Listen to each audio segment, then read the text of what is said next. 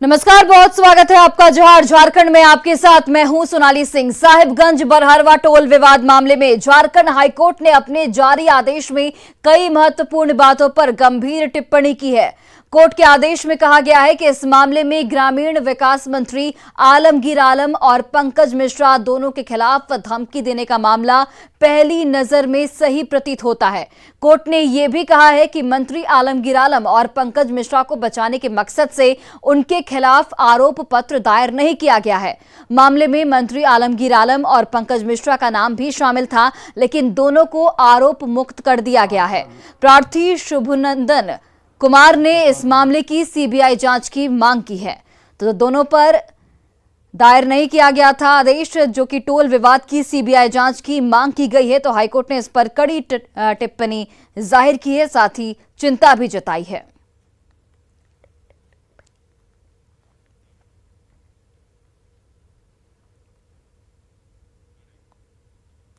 तो वहीं देखिए, साहिबगंज बरहरवा टोल प्लाजा मामले में झारखंड हाईकोर्ट के अंतरिम आदेश में मंत्री आलमगीर आलम और पंकज मिश्रा के खिलाफ गंभीर बातों का जिक्र किया गया है।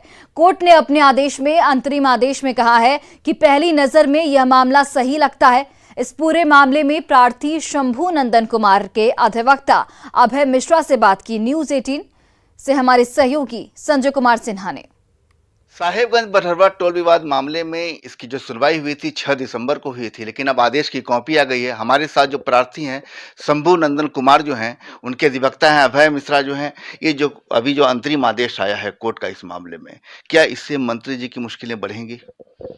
देखिए, मुश्किलें बढ़ेंगी नहीं बढ़ेंगी वो मेरा कहना है कि जिस तरह की टिप्पणी माननीय उच्च न्यायालय ने की है वो काफी गंभीर है। वो टिप्पणी नहीं, आदेश में लिखित है, कोई मौखिक टिप्पणी नहीं है, वो आदेश में लिखित है। और उन्होंने, माननीय उच्च न्यायालय ने कहा है कि प्रथम दृष्टया ऐसा लगता है कि पंकज मिश्रा और आलमगीर आलम जी को बचाने के लिए उनके ऊपर चार्जशीट नहीं दिया गया और उनको निर्दोष साबित कर दिया। हम लोगों का भी जो बहस है, माननीय उच्च न्यायालय ने अपने आदेश में लिखा है कि पूरा 30 मिनट में ही जांच कर दिया गया। 24 घंटे में आरोप पत्र पर्यवेक्षण टिप्पणी दे दी गई और आरोप पत्र दे दिया, जबकि 8 अभियुक्तों के खिलाफ उन्होंने आरोप पत्र समर्पित किया है। 2 आरोप जो मुख्य आरोपी थे, जिन्होंने धमकियां दी थी दूरभाष पर, और जो टोल प्लाजा का विवाद है, माननीय उच्च न्यायालय ने यह भी लिखा है आदेश में कि वो टोल प्लाजा कोई सामान्य टोल प्लाजा नहीं है कि आप शहर में घुस रहे हैं। वो आप उस टोल प्लाजा से राज्य से बाहर जा रहे हैं, बंगाल जा रहे हैं, पश्चिम बंगाल जा रहे हैं, बिहार जा रहे हैं, बांग्लादेश तक वो टोल प्लाजा का जो महत्व है। तो इसलिए क्या मुश्किलें होती हैं नहीं होती हैं ये हमारे कहने के लिए नहीं है। हमारे लिए, एक अधिवक्ता के लिए एक कार्य होता है अच्छे तरह से बहस करना। और साहिबगंज टोल विवाद मामले में अब सभी की नजरें 22 दिसंबर को होने वाली सुनवाई पर टिक गई हैं। जाहिर है, इसी मामले में मंत्री आलमगीर आलम का नाम आने के बाद अब सिस्टम पर भी सवाल खड़े होने लगे हैं। मामला कितना गंभीर है और कितना महत्वपूर्ण है, इसकी जानकारी दे रहे हैं हमारे सहयोगी संजय कुमार सिन्हा। साहिबगंज टोल विवाद मामले में झारखंड हाईकोर्ट का अंतरिम आदेश काफी महत्वपूर्ण है, साथ ही सिस्टम पर भी सवालों को खड़ा करता है। कोर्ट ने कहा है कि वास्तव में यह पहली नज़र में यह मामला पूरी तरीके से सही प्रतीत होता है। साथ ही संवैधानिक पद पर बैठा कोई व्यक्ति अगर इस तरीके से किसी को धमकी देता है तो यह कोर्ट के लिए भी चिंता का विषय है। कोर्ट ने यह भी कहा है कि जो आरोप पत्र कोर्ट में दाखिल किए गए हैं, पेश किए गए हैं, उसमें 2 लोगों का नाम जो है हटा दिया गया है। मतलब मंत्री आलमगीर आलम और पंकज मिश्रा का नाम इसमें नहीं है। कोर्ट ने कहा कि बहुत ही आनन फानन में इस मामले में जांच कर 2 लोगों को क्लीन चिट दे दी गई है। फिर लेकिन प्रार्थी की ओर से इस पूरे मामले की सीबीआई जांच की मांग की गई है। फिलहाल सभी की नजरें अब 22 दिसंबर को होने वाली सुनवाई पर है। संजय कुमार सिन्हा, न्यूज़ 18, रांची। और धनबाद के स्टील गेट से रणधीर वर्मा चौक तक कांग्रेस ने भारत जोड़ो यात्रा निकाली, जिसमें स्वास्थ्य मंत्री बन्ना गुप्ता, प्रदेश अध्यक्ष राजेश ठाकुर और पूर्व केंद्रीय मंत्री सुबोध कांत सहाय के साथ कई पार्टी कार्यकर्ता शामिल हुए। इस दौरान कांग्रेस कार्यकर्ताओं ने जमकर नारेबाजी की और इसी बीच कांग्रेस कार्यकर्ताओं की भीड़ में एक पॉकेट मार घुस गया।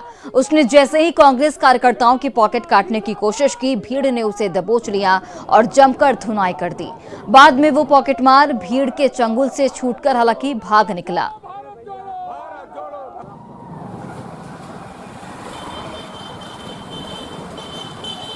तो दो तस्वीरें आप देखिए, जहां पर एक तरफ कांग्रेस की ओर से भारत जोड़ो यात्रा निकाली गई और इस यात्रा में भीड़ का फायदा उठाकर एक पॉकेट मार घुस जाता है। हालांकि पॉकेट मार की यहां पर जो कार्यकर्ता थे, जो नेता थे, उनकी ओर से जमकर पिटाई की गई, लेकिन जो पॉकेट मार था, जो आरोपी था, वो भागने में सफल रहा है।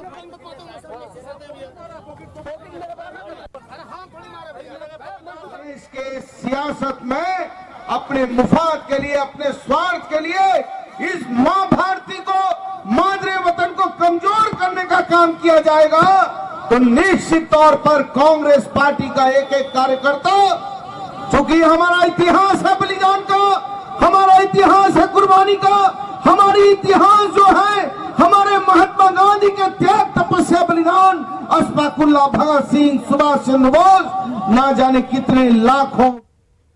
और अब गोड्डा से पटना की रेल यात्रा और आसान होने वाली है। गोड्डा से पटना के लिए आज से साप्ताहिक ट्रेन खुलने वाली है। इससे शहरवासी, खासकर युवा वर्ग काफी उत्साहित दिख रहा है। इस ट्रेन का उद्घाटन गोड्डा सांसद निशिकांत दुबे करने वाले हैं। दोपहर 1 बजे हरी झंडी दिखाकर ट्रेन को रवाना किया जाएगा।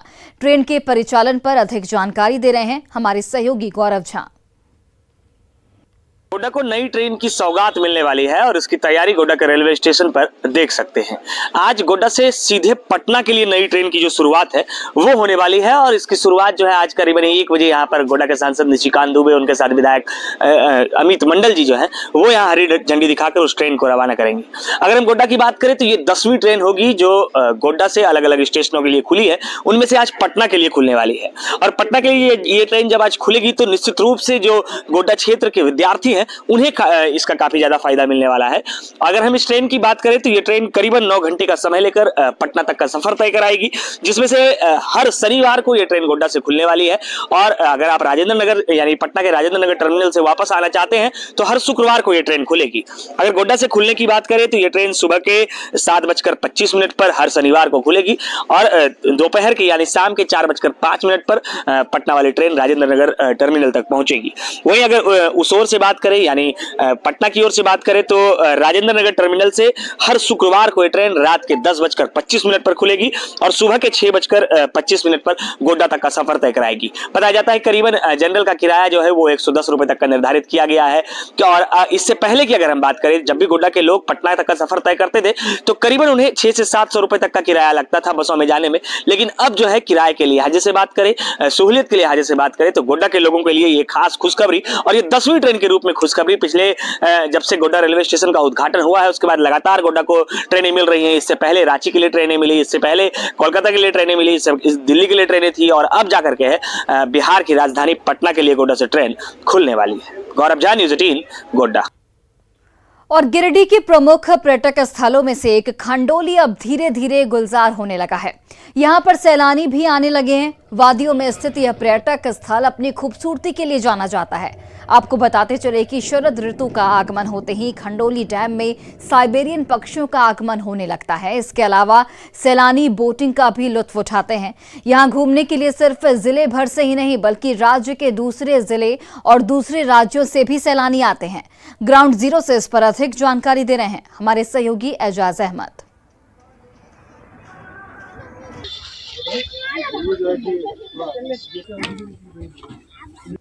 प्राकृतिक के सौंदर्य वादियों में स्थित खंडोली पर्यटन स्थल अब धीरे धीरे गुलजार होने लगा है, क्योंकि आपको बता दें कि शरद ऋतु के आगमन होते ही इस जलाशय में यहाँ पर साइबेरियन पक्षियों का भारी संख्या में आना शुरू हो जाता है।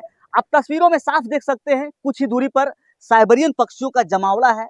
सैकड़ों की संख्या में आए हुए हैं ये जो मेहमान इसे कहते हैं। और आपको बता दें कि साइबेरिया से यहाँ पे प्रवास करके यहाँ पे आते हैं और लगभग 3 से 4 महीना रहते हैं और गर्मी के आगमन होते ही यानी मार्च से अप्रैल के बीच में यह पुनः वापस अपने देश चले जाते हैं। वहीं आपको इस पर्यटक स्थल की खूबसूरती का नज़ारा दिखाना चाहेंगे। आप देख सकते हैं ये जो जलाशय है, इस जलाशय के बगल में एक बहुत बड़ा पहाड़ है जहाँ पे सैलानी आते हैं और इस माउंट क्लाइंबिंग का भी लुत्फ उठाते हैं। उसके अलावा यहाँ पे बोटिंग का भी मजा लेते हैं, जो आप विजुअल में साफ देख सकते हैं। और अभी हम खुद ही बोटिंग पर हैं। वहीं आप देख सकते हैं बगल में मछली पालन की भी व्यवस्था की गई है, मछली पालन भी होता है। यहाँ पे बोटिंग का लुत्फ भी उठाया जाता है और भारी संख्या में सैलानी सिर्फ जिले भर से ही नहीं, यहाँ झारखंड राज्य के दूसरे जिलों से भी आते हैं। यहाँ ज़्यादा सैलानी जो है यही दिसंबर, जनवरी और फरवरी के बीच में ज़्यादातर आते हैं। पिकनिक स्पॉट है। जिले से बाहर से भी लोग आते हैं। जी जी जी, बंगाल हो गए, बिहार हो गए और अदर स्टेट से भी यहाँ आते हैं सब सारे। हम लोग यहाँ हर साल पिकनिक मनाने आते हैं और घूमने भी दोस्त के साथ आते हैं। आज हमारे दोस्त लोग भी आए हैं, हम लोग भी आए हैं और यहाँ हर साल हम लोग आते हैं। बहुत अच्छा लगता है, बहुत सारे लोग आते हैं। खंडोली में हर चीज़ खास है, अच्छा लगता है घूमने में, इसलिए हर साल आते हैं घूमने के लिए। अच्छा, बोटिंग भी हर बार करते हैं। हाँ, और यहाँ पे साइबेरियन पक्षी भी आया हुआ है, वो सब भी अच्छा लगता है। अच्छा लगता है। हाँ। अपने परिवार के साथ हर साल आते हैं। सैलानियों को अपने ओर आकर्षित कर रहा है। वहीं आपको बता दें कि यह जो डैम है, ये जो पर्यटक स्थल है, यह पिकनिक स्पॉट भी है, क्योंकि यहाँ के आसपास के इलाके के लोग अपने परिवार के साथ, अपने दोस्तों के साथ यहाँ पे पिकनिक मनाने के लिए इस जगह पे आते हैं। गिरिडीह से न्यूज़ 18 के लिए मैं एजाज अहमद। और रामगढ़ में बदहाल हो चुके बरकाखाना के रेलवे चिल्ड्रन पार्क की रौनक और खूबसूरती अब वापस लौट आई है। अब पार्क में विभिन्न किस्म के रंग बिरंगे फूल और पौधे पार्क की सुंदरता को बढ़ा रहे हैं। दरअसल पार्क की देखरेख की जिम्मेदारी रेलवे ने एक निजी व्यक्ति को सौंप दी थी, जिसके बाद अब पार्क का कायाकल्प हो चुका है। रेलवे के इस पहल की लोग काफी तारीफ कर रहे हैं। अधिक जानकारी दे रहे हैं हमारे सहयोगी Javed Khan. Barkakhana railway children park में आप हमारे पीछे देख सकते हैं, चिल्ड्रन पार्क इन दिनों काफ़ी खूबसूरत दिख रहा है। आज से कुछ वर्ष पहले तक ये चिल्ड्रन पार्क पूरी तरीके से बदहाल हो चुका था, लेकिन अब जहाँ भी नज़र दौड़ाएंगे यहाँ पर तरह तरह के फूल और फलदार पौधे समेत हरियाली देखने को मिलेगी। दरअसल रेलवे ने एक व्यक्ति को इस चिल्ड्रन पार्क के देखरेख का जिम्मा दिया है। आप उनसे हम सीधे बात कराएंगे। वे यहाँ पर नर्सरी भी चलाते हैं और चिल्ड्रन पार्क का मेंटेनेंस भी करते हैं, यानी कि यहाँ पर वे पौधे भी लगाए हैं उन्होंने, फूल के और सौदार पौधे भी लगाया है उन्होंने, और इस पार्क की खूबसूरती को फिर से पहले के जैसा उन्होंने बना दिया है। लगभग 3 लोगों को वे रोज़गार भी दे रहे हैं और नर्सरी के माध्यम से वे रोज़गार पाकर खुद भी आर्थिक रूप से यहाँ पर मजबूत बन रहे। सीधे बात कराते हैं, कैसे करते हैं मेंटेनेंस, क्या क्या है लगाए हैं? मेंटेनेंस 100 प्लांट है ज़्यादा, फलदार पौधा भी है, फ्लावर का भी है, यहाँ सब पौधा लगा हुआ भी है, बिक्री भी होता है। अच्छा अच्छा, दोनों काम होता है। रोजगार भी दिए यहाँ पे लोगों को? हाँ, आदमी है रहता है तो आदमी नहीं करेगा, हम तो करेंगे। ये पूरा पार्क का मेंटेनेंस भी आप करते रेलवे पार्क? हाँ, मेंटेन होता है। क्या क्या लगाते हैं? मेंटेन में ज़्यादा 100 ही प्लांट रहता है, फ्लावर भी है लगा हुआ, दोनों मिला ही के लगता है जैसा भी। अच्छा अच्छा, मतलब पूरा इसको हरियाली करिए। हाँ, हरियाली का रूप से ही दिया गया है, कायम रखना है। रेलवे ने आपको इसी शर्त पर दिए। बहुत ही अच्छा लगता है पार्क। पहले से कैसा दिख रहा है पार्क? बहुत सुंदर ही, पहले तो बहुत गजब था, जंगल था, घास वगैरह सब जमे हुए रहते थे। अभी रेलवे ने किया है और इन्होंने भी अच्छा प्रयास किया है। किस्म के यहाँ पर फलदार पौधे भी हैं जो लोगों के लिए उपलब्ध हैं। इसके माध्यम से ये रोजगार तो पाते ही हैं, इसके अलावा 3 लोगों को रोजगार से भी इन्होंने जोड़ रखा है। उसके अलावा चिल्ड्रन पार्क जो है अब पहले से ज़्यादा खूबसूरत दिख रहा है। यहाँ पर बच्चे, बूढ़े, महिलाएं सब यहाँ घूमने आती हैं और आनंद उठाती हैं। ऐसे में रेलवे का यह प्रयास काफ़ी सराहनीय है। जावेद खान, न्यूज़ 18 रामगढ़। और गोड्डा में मौसम ने अपना मिजाज बदला है, जिससे तापमान में गिरावट देखी जा रही है। पिछले दिनों के मुकाबले आज तापमान में करीब 2 से 3 डिग्री की गिरावट आई है। आसमान में छाए बादल और धुंध की वजह से लोग चाय की चुस्की के साथ ठंड को दूर करने की कोशिश कर रहे हैं। मौसम वैज्ञानिक की अगर माने तो अगले 3 से 4 दिनों तक मौसम ऐसा ही रह सकता है। अधिक जानकारी दे रहे हैं हमारे सहयोगी गौरव झा। में मौसम ने अपना मिजाज बदला है और धुंध के साथ बादल छाने की वजह से तापमान में भी गिरावट आई है। मौसम वैज्ञानिक की माने तो करीबन 2 से 3 डिग्री सेल्सियस तापमान में गिरावट आई है, जिसके बाद की न्यूनतम तापमान जो है वो 12 डिग्री सेल्सियस और अधिकतम तापमान जो है वो 27 डिग्री सेल्सियस तक रहने की उम्मीद जताई जा रही है। लेकिन आज सुबह से जिस तरीके से धुंध छाए हुए हैं, लोग चाय की चुस्की के साथ उस ठंड में गर्मी का एहसास लेना चाहते हैं। साथ ही मौसम वैज्ञानिक ने पशुओं के लिए और किसानों के लिए भी खास निर्देश जारी किए हैं कि इस ठंड के मौसम में जो आपकी फसलें हैं वो खराब ना हो, इसके लिए खास ध्यान रखा जाए। खासकर आलू की फसलों को लेकर हो या फिर मवेशियों को रख रखाव को लेकर हो, उसको लेकर भी मौसम वैज्ञानिक ने जो है निर्देश जारी किए हैं।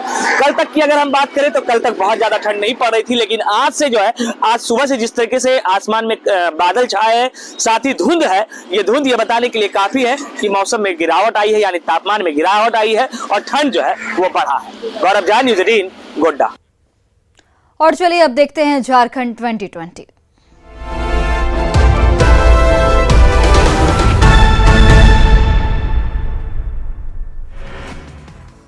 जमशेदपुर के डंपिंग यार्ड में आग लगने से मची रही अफरा तफरी। जेएनसी के कर्मचारी आग बुझाने में जुटे रहे। मरीन ड्राइव की सड़क पर रखे कचरे में लगी थी आग।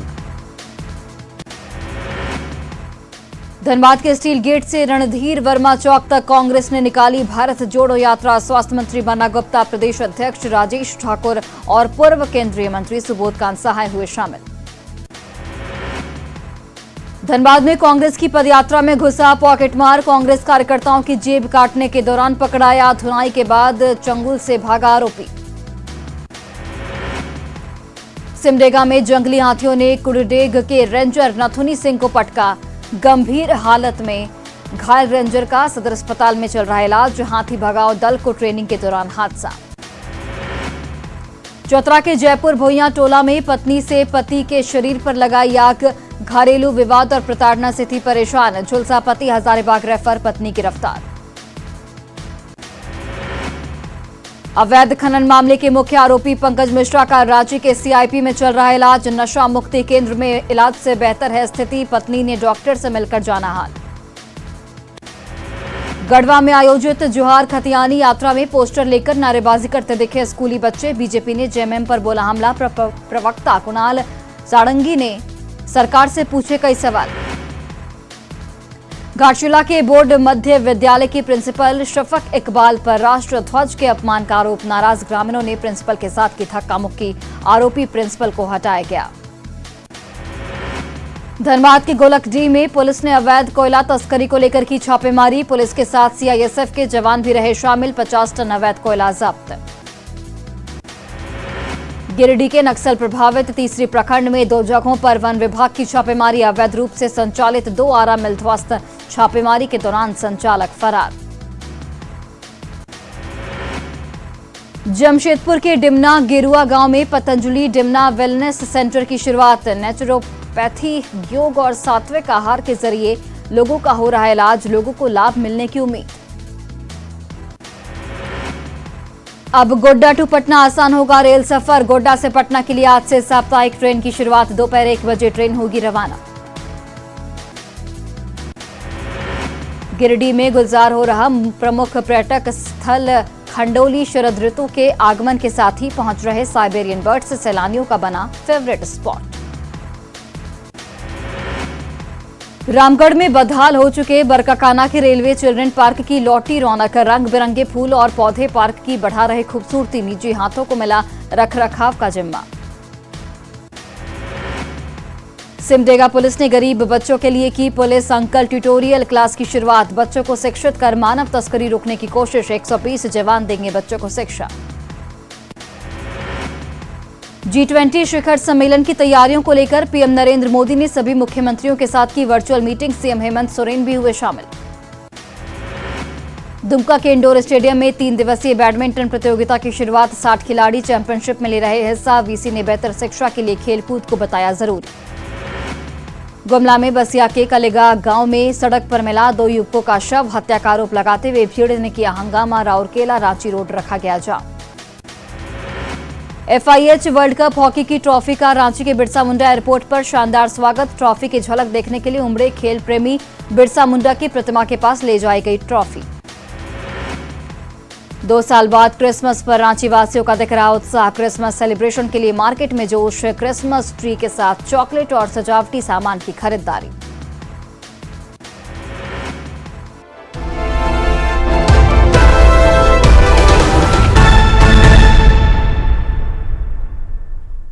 और फिलहाल इस बुलेटिन में बस इतना ही, लेकिन एक नजर अभी तक की सुर्खियों पर। Headlines presented by elegant steel, India's number 1 QST बार। भरोसा दिखता नहीं टिकता है। साहिबगंज बरहरवा टोल प्लाजा विवाद में झारखंड हाईकोर्ट की गंभीर टिप्पणी। मंत्री आलमगीर आलम और पंकज मिश्रा को आरोप मुक्त करने पर जताई चिंता। 22 दिसंबर को अगली सुनवाई। अब गोड्डा से पटना का रेल सफर होगा आसान। वीकली ट्रेन को सांसद निशिकांत दुबे दिखाएंगे हरी झंडी। 9 घंटे में पटना पहुंच सकेंगे यात्री। FIH world cup hockey trophy पहुंची राजधानी। आज जमशेदपुर तो कल रांची के मोरहाबादी में दीदार कर सकेंगे फैंस। 13 जनवरी